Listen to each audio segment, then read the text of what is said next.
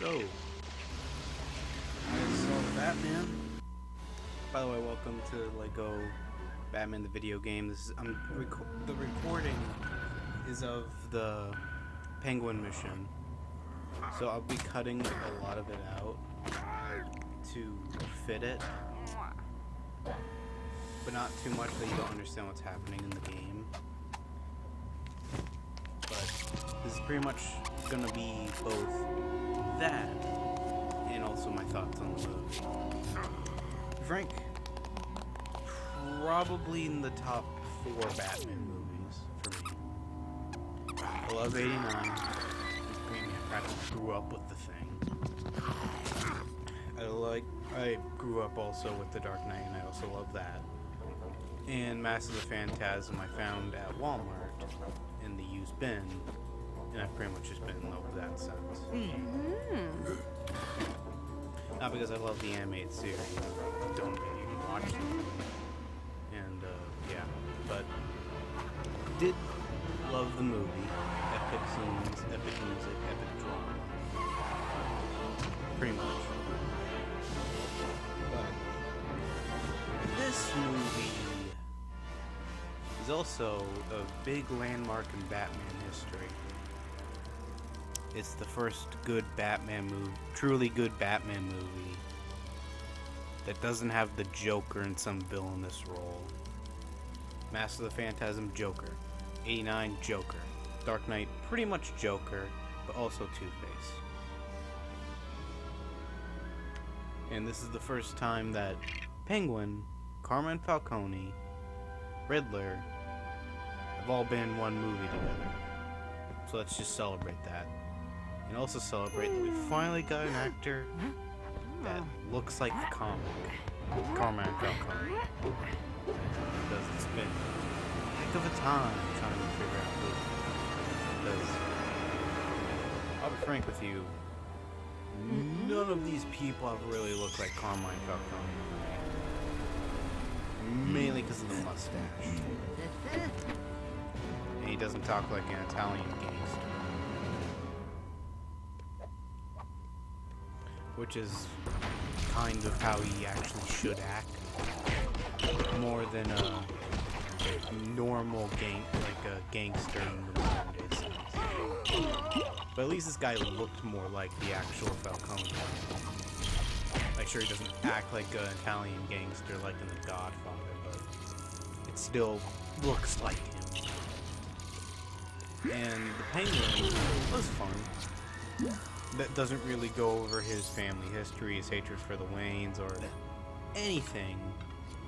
He just more resembles the Earth 1 Penguin for just being like a power-hungry guy, and doesn't really give a crap about anyone. And before we get to the Riddler, I'm gonna like save him for later. Batman in this movie.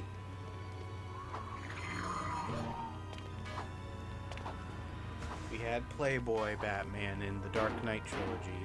We had awkward, introverted Batman from the Tim Burton movies. We had basically a donator in the other 2 movies by Joel Schumacher. We had kind of a mix of all of them in Batman v Superman. Now we have emo Bruce Wayne, where he just doesn't care. Life is just darkness and dark. I'm just the Dark Knight, and I must avenge my parents. But to be frank, like, I know which comics actually inspired this movie. Like, The Long Halloween is said to have inspired The Dark Knight, even though it's really just been a couple scenes inspired, even though it was more kind of inspired by the Joker's first appearance.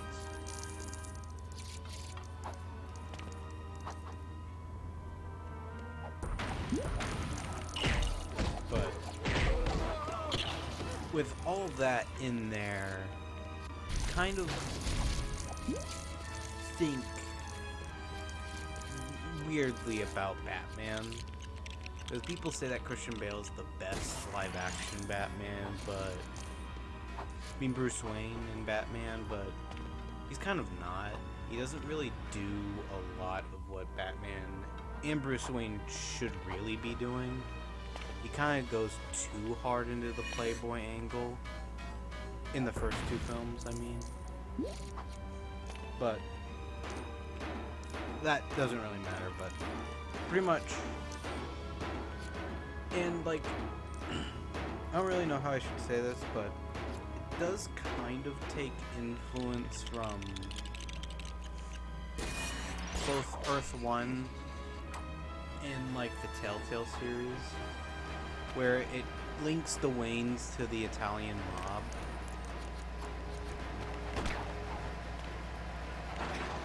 AKA Carmine Falcone. And pretty much has him ask this guy to kill the reporter so that his wife doesn't like get called out for being a psychopath, because she's an Arkham, which is what she was in the Earth 1 comics.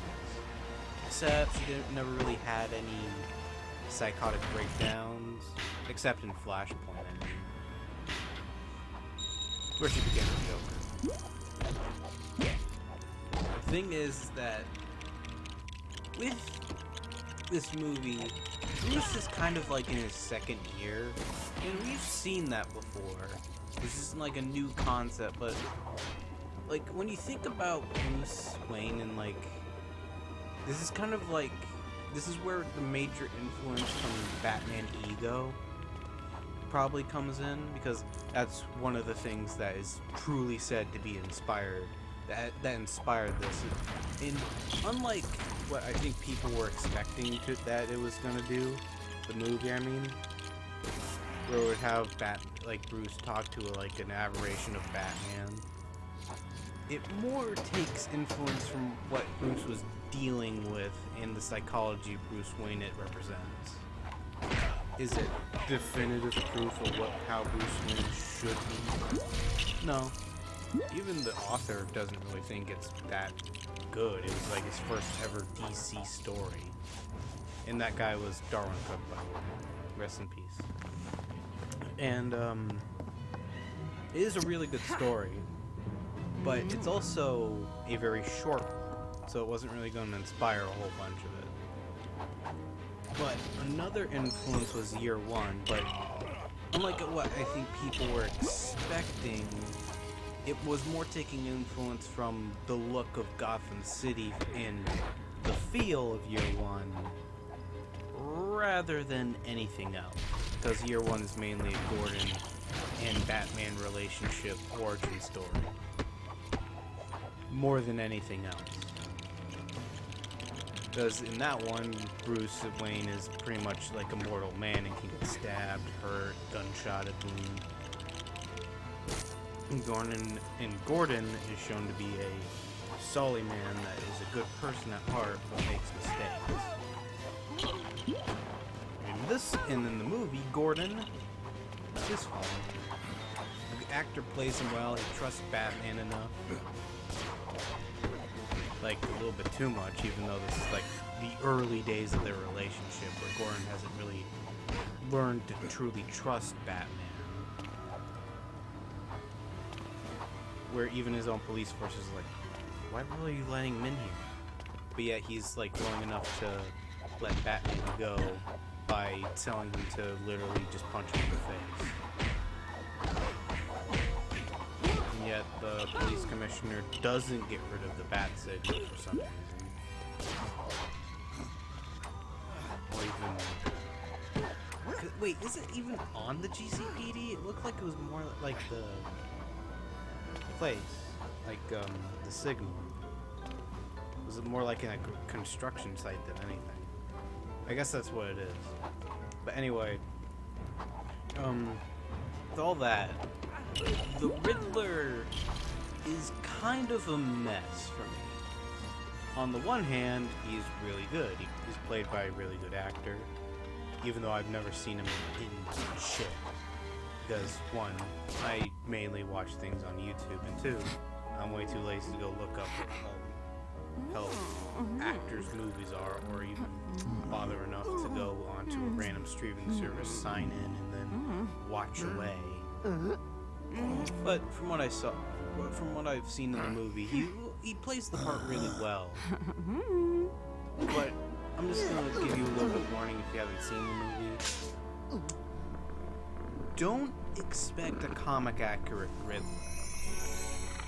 Like, at all. Even less than Jim Carrey's. Because that guy was mainly like zoins and zops and crazy colorful costumes. This guy is more realistic Saw-like Riddler, where he will give you the puzzle. It's just they won't tell the person that has to solve it. Because that's what the Riddler was all about. Sure, he wanted attention, which is mainly what the Riddler wants in the movie. And also just wants to call out the hypocrisy of Gotham itself for basically turning it back on the orphanage Thomas Wayne started because baby Bruce Wayne lost his parents. But that's fine, but like Riddler was more just bored with his life and just went to criminology, and also just has a thing to tell riddles, like a mental disorder.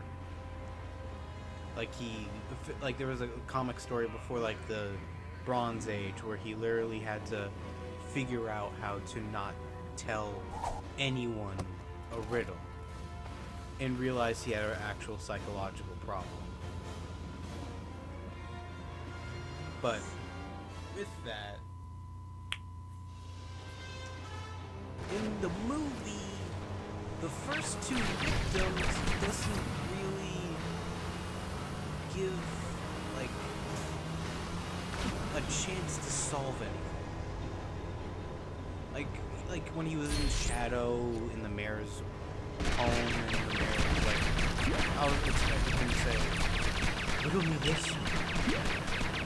What is rock? And then tell the riddle to him. Then the mayor will fail him, and then the Riddler will kill him. Like, sure, it's not dark and surprising at all. But at least be something. At least give the commissioner who killed the rat trap a chance at it. And it was kind of funny how Penguin was the guy that actually pointed out to Batman that the Spanish was actually wrong and that he had nothing to do with it. That wasn't good.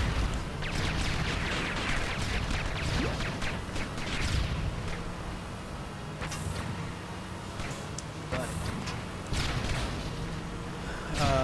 the Riddler's plan kind of was all over the place for me. Maybe if I just watch it online and get what the hell he was actually trying to do. Which I don't even know if I'm ever gonna do again. Fuck that movie. So COVID is still around, so theaters are pretty much closed for most of the week. So I have to literally wait till the weekends and then next Monday to even go see the thing again. But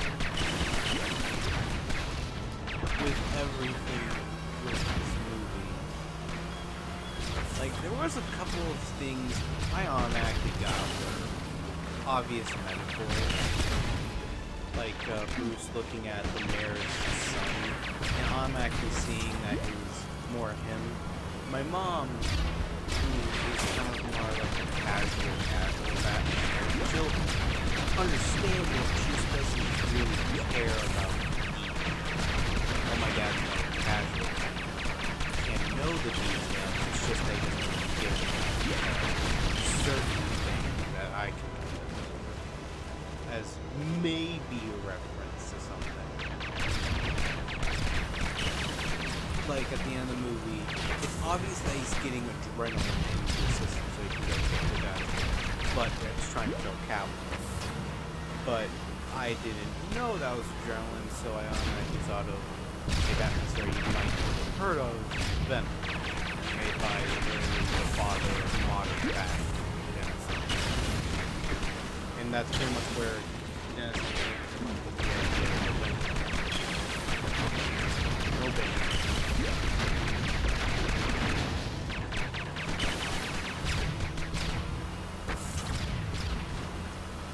But with everything, so Catwoman is kind of a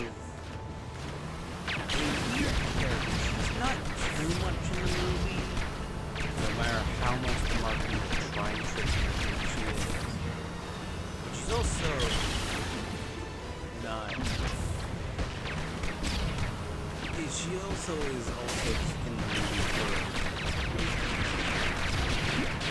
romance is probably the biggest example of this, because it's more like it's shoehorned into me.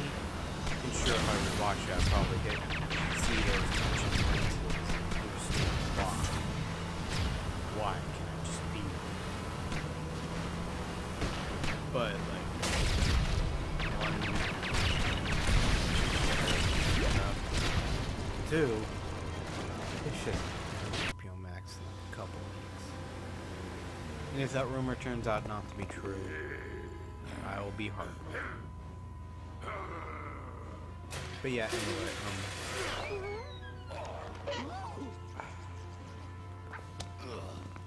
anyway, Catwoman's entire arc isn't really the main focus, but it's also not bad either.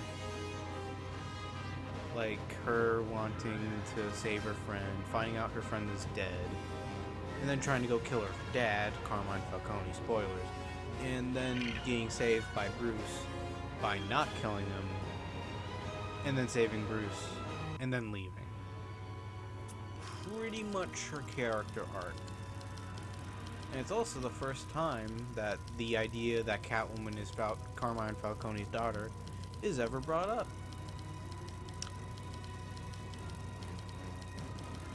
Yeah.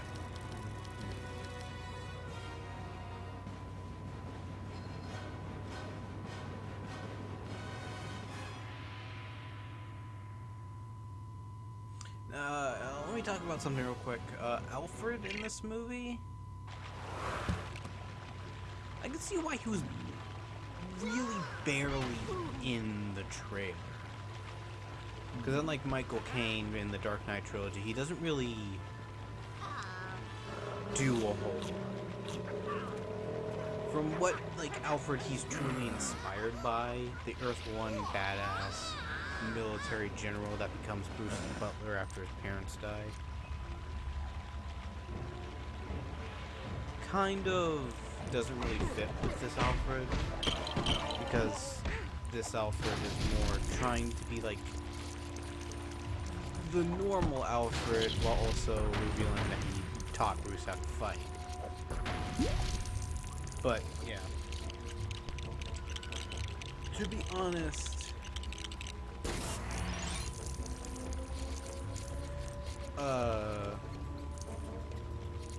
I'm saying to be honest way too much on this. Everything with honestly, that's it.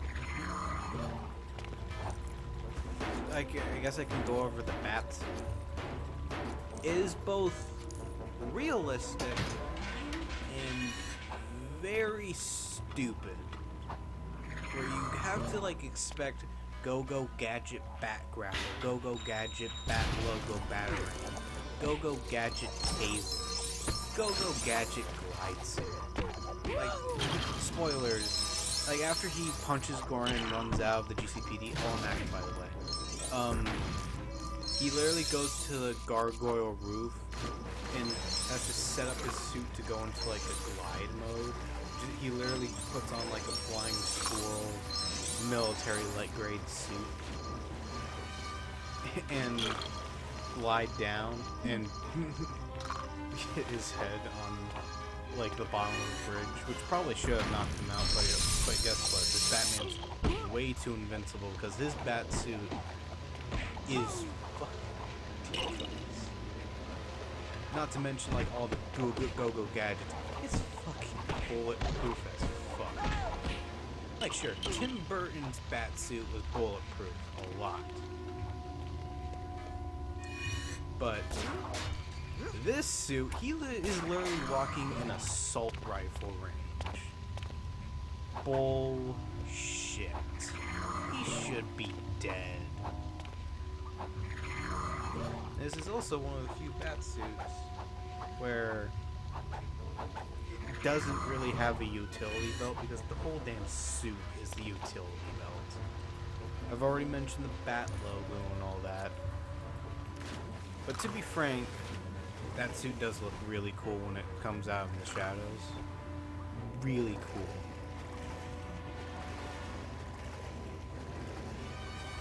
But the thing that really bothers me about this is that he's getting on this high-tech suit to go kick some major ass.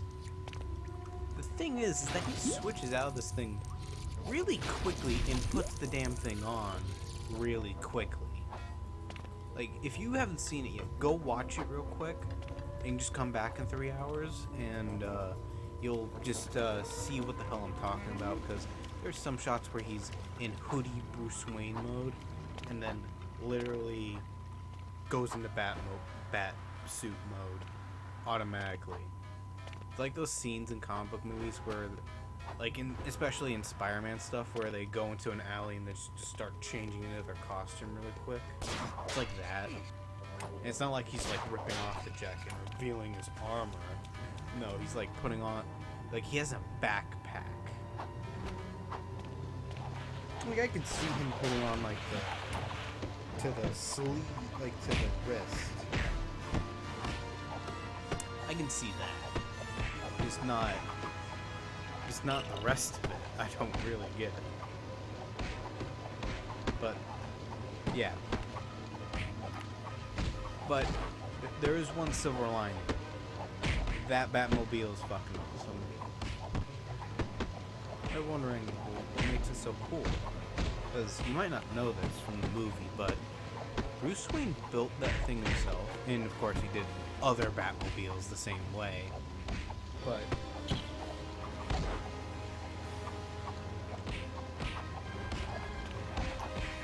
literally, if you go read the prequel novel for this movie, or just watch a video about it, it's revealed that he used to be a drag racer.